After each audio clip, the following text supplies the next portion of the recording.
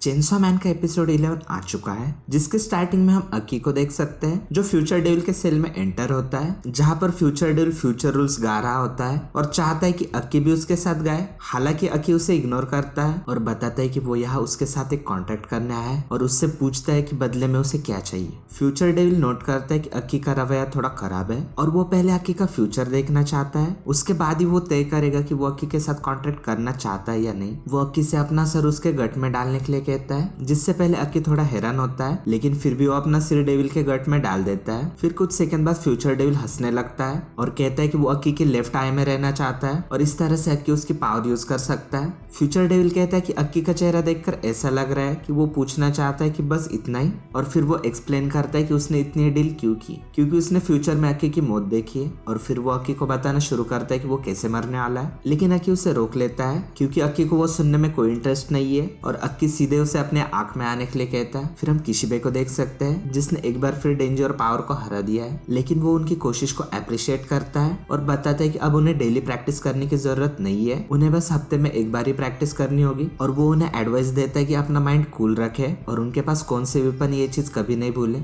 फिर किशिबे उन्हें बताता है कि अब वो लाइव कॉम्बैट करने जा रहे हैं क्योंकि वो स्नेक डेविल लेडी और कटाना मैन पर अटैक करने वाले हैं, जिसमें न्यू डिवीजन 4 के सारे मेंबर्स होंगे। लेकिन अगर वो फेल होते हैं ना तो इस डिवीजन को डिसमिस कर दिया जाएगा और डेंजी और पावर को किशिबे खुद अपने हाथों से मारेगा। तो डेंजी किशिबे का मजाक उड़ाते हुए कहता है कि अगर ऐसी नौबत आती है ना तो वो किशिबे को जिंदा छोड़ देगा क्योंकि उसने उसे ट्रेन किया है। फिर किशिबे मकीमा से मिलने जाता है जो ये होप कर रही है कि किशिबे डेंजी और पावर की ट्रेनिंग जारी रखेगा। किशिबे का कहना है कि वो पहले उनसे थक चुका है और जब भी किशिबे किसी को ट्रेन करता है ना तो वो लोग मारे जाते हैं, जिसकी वजह से किशिबे और पीने लगता है। पर इस बार किशिबे डेविल्स को ट्रेन कर रहा था तो उसने सोचा था कि ऐसा नहीं होगा, लेकिन किशिबे उनसे भी अटैच हो चुका है और किशिबे को यकीन है कि पब्लिक सेफ्टी को डिवीजन पर हुए हमले के बारे में पहले से ही पता था। और मकीमा से भी पूछता है क्या वो इसके बारे में जानती थी, और वो ये भी कहता है कि जब तक मकीमा इंसानों के फायदे के लिए काम कर रही है ना तब तक उसे फर्क नहीं पड़ता कि कितने लोग मारे जा रहे हैं और मकीमा का प्लान क्या है। जिस पर मकीमा कहती है कि वो ज्यादा से ज्यादा लोगों को डेविल से बचाना चाहती है और अगर ऑपरेशन सक्सेसफुल रहा ना तो डिवीजन 4 पब्लिक रिकॉर्ड का हिस्सा बन जाएगी। इस तरह उनके पास और भी फ्रीडम होगी और वो ज्यादा से ज्यादा लोगों को बचा पाएंगे। किशिबे तब उसे लायर कहता है। फिर हम कटाना मैन और अकाने का सीन देख सकते हैं जो अपने कुछ लोगों के साथ हाइड आउट में है,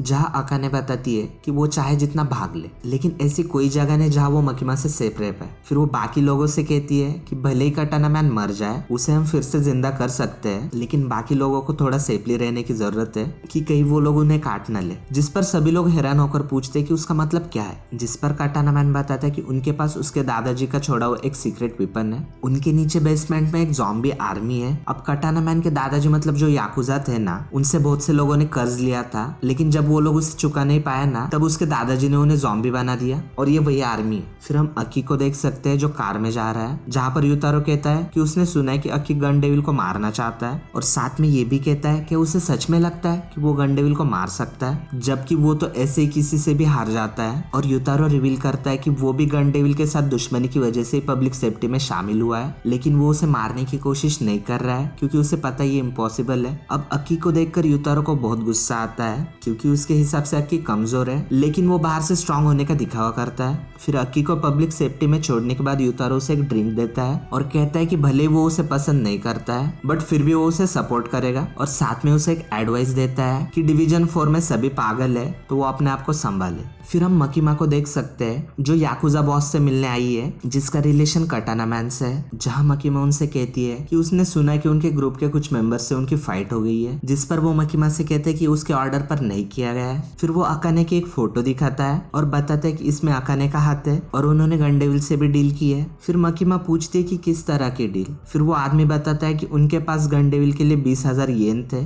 और उसके बदले में उन्हें गन्स और एमो मिलते हैं। फिर मकीमा उसे उन सभी लोगों के नाम लिखने के लिए कहती है जिनका गन डेविल के साथ कॉन्ट्रैक्ट है, जिस पर वो आदमी ये सोचकर एग्री करता है कि ये लोग उन्हें बस कुछ टाइम के लिए जेल में ही डालेंगे। फिर मकीमा बताते कि वो सिर्फ उनके ग्रुप से ही नहीं बल्कि बाकी फैमिलीज के लोगों के भी नाम चाहती है, जिस पर वो आदमी कहता है कि ये बेवकूफी है क्योंकि अगर बाकी फैमिलीज को इसके बारे में पता चला ना तो उन लोगों के बीच वॉर शुरू हो सकता है। वो आदमी मकीमा से पूछता है क्या उसने कभी अननेसेसरी इविल वर्ड के बारे में सुना है और कहता है कि अगर वॉर से वो लोग मर जाते हैं ना तो फॉरेन माफिया जापान में आ जाएंगे, जैसे कि चाइनीज माफिया और रशियन माफिया, जो लोग उनसे भी बुरे हैं और सिर्फ उन्हीं की वजह से बाकी माफिया जापान से दूर रहते हैं। फिर मकीमा एक पेपर बैग निकलती है और फिर वो आदमी मकीमा का मजाक उड़ाता है कि रिश्वत से उसका फैसला नहीं बदलेगा। तब मकीमा बताती कि ये पैसा नहीं है, बल्कि इस कमरे में जितने भी लोग हैं ना, उनके रिलेटिव्स में से किसी न किसी की आंखें हैं। फिर वो आदमी बैग चेक करता है और उस बैग को आंखों से भरा देखकर चौंक जाता है। मकीमा उन्हें बताती है कि उनके पास एक ऐसा आदमी है जो बिना किसी दिक्कत के उनकी आंखों को वापस कर देगा, और अगर वो कोऑपरेट करता है ना तो उसे उस आदमी से मिलवा देगी। फिर उन लोगों में से एक मकीमा के शोल्डर को पकड़ लेता है और वो मकीमा को पंच करना चाहता है, लेकिन जैसे ही मकीमा उसे घूरती है ना, वो रुक जाता है और उसकी नाक से खून बहने लगता है और फिर वो आदमी अपने घुटनों पर गिर जाता है। मकीमा कहती है कि वो अपने गलत कामों को छुपाने के लिए नेसेसरी इविल वर्ड का यूज करता है, लेकिन लोगों को उसकी जरूरत नहीं है। फिर हम स्पेशल डिवीजन और पुलिस को देख सकते हैं जिन्होंने कटाना मैन के हाइड आउट को घेर लिया है। फिर अक्की पूछता है कि प्लान क्या है, लेकिन किशिबे कहता है कि कोई प्लान नहीं है, उन्हें बस अंदर जाना है। फिर अक्की, डेंजी, पावर और कोबी ने अंदर जाते हैं। फिर शाइना और फुरुनो किशिबे को अपना इंट्रोडक्शन देते हैं, लेकिन किशिबे बताते हैं कि पुलिस और डिवीजन 2 का अंदर कुछ काम नहीं है, उन्हें बस फर्स्ट फ्लोर का गेट और बेसमेंट को बंद रखना है, बाकी स्पेशल डिवीजन संभाल लेगी। वो ये भी बताता है कि स्पेशल डिवीजन लगभग पूरी तरह से नॉन ह्यूमन से भरी है और अगर उनमें से एक भी बच जाता है ना तो वो उन टेररिस्ट के कंपैरिजन में ज्यादा डेंजरस है। किशिबे तब सबको स्पेशल डिवीजन के बारे में बताना स्टार्ट करता है ताकि उन लोगों को अंदाजा हो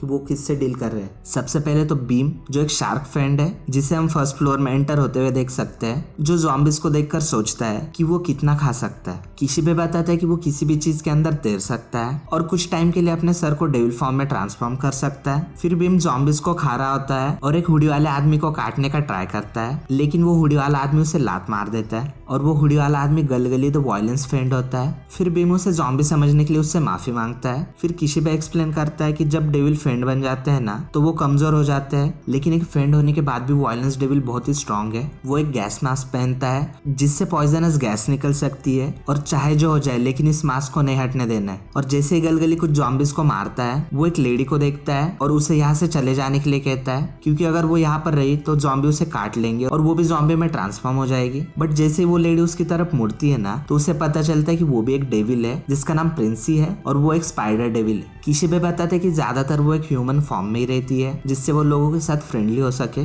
फिर प्रिंसी अपने डेविल फॉर्म में ट्रांसफॉर्म हो जाती है और ज़ॉम्बीज को मारना शुरू कर देती है। फिर हम एक ज़ॉम्बी के सर को लुढ़कते हुए देख सकते हैं जो जाकर एंजल डेविल के पैर से टकराता है। तो एंजल डेविल नाराज हो जाती है क्योंकि इससे उसके जूते खराब हो गए, लेकिन फिर वो उस सर को उठाकर खाने लगती है। किशिबे बताता है कि वो एक स्पेशल केस है और ह्यूमन से उसकी कोई दुश्मनी नहीं है, लेकिन फिर भी ह्यूमंस को उससे दूर रहने की जरूरत है क्योंकि बस उसके टच से ह्यूमन लाइफ स्पैन कम होती है। फिर एंजल अक्की से पूछती है क्या वो उसे एक रुमाल दे सकता है। अक्की फिर उसके पास जाता है और उसे एक रुमाल देता है, जिससे एंजल डेविल शॉक हो जाती है कि अक्की उसके इतने करीब कैसे आ गया। फिर हम एक आदमी को देख सकते हैं जो अक्की को गोली मारने का ट्राई करता है, लेकिन एंजल डेविल अपने विंग से अक्की को बचा लेती है। अक्की तब भाग कर जाता है और उस आदमी को मारता है और एंजल से कहता है कि वो उस आदमी को बाहर ले जाए, जिससे कि एंजल थोड़ी नाराज होती है क्योंकि उसे किसी से ऑर्डर लेना पसंद नहीं है, लेकिन फिर वो कुछ नहीं कहती। अक्की तब डेंजी, पावर और कोबिने से कहता है कि वो ज़ॉम्बीज को फ्रेंड पर छोड़ दे और वो लोग कटाना मैन और अकाने को ढूंढने जाएंगे, लेकिन उन्हें उनकी एग्जैक्ट लोकेशन पता नहीं है तो उन्हें अलग अलग होकर ढूंढना होगा। फिर अक्की 4th फ्लोर पे जाता है जहाँ पर एक आदमी एक कमरे से बाहर आता है और अक्की को गोली मारने का ट्राई करता है, लेकिन अक्की उस गोली को डॉज करके उस आदमी को मार देता है। फिर और 4 आदमी बाहर आते हैं और अक्की उनसे लड़ने के लिए तैयार होता है, लेकिन एक एक करके उनके नाक से खून बहने लगता है और वो लोग गिर जाते हैं। फिर अक्की अपनी खोज जारी रखता है और फिर कुछ टाइम बाद उसे अकाने मिलती है तो अक्की उसे चुपचाप अपने साथ आने के लिए कहता है, लेकिन अकाने स्नेक डेविल को बुलाती है और उसे स्पीड करने के लिए कहती है। तब अक्की के सामने घोस्ट डेविल आता है और अकाने उसे अक्की को मारने के लिए कहती है, जिसकी वजह से घोस्ट डेविल अक्की पर अटैक करता है, लेकिन अक्की फ्यूचर डेविल की पावर को यूज करके एक एक करके उसके हाथों को काटने लगता है क्योंकि इससे वो फ्यूचर की थोड़ी झलक देख सकता है। तो वो उसके अटैक्स को प्रेडिक्ट कर लेता है, लेकिन फिर भी घोस्ट डेविल उस पर हावी होता है और अक्की को गर्दन से पकड़ लेता है। तब अकाने घोस्ट डेविल को उसे मारने का ऑर्डर देती है और इसी के साथ ये एपिसोड खत्म होता है।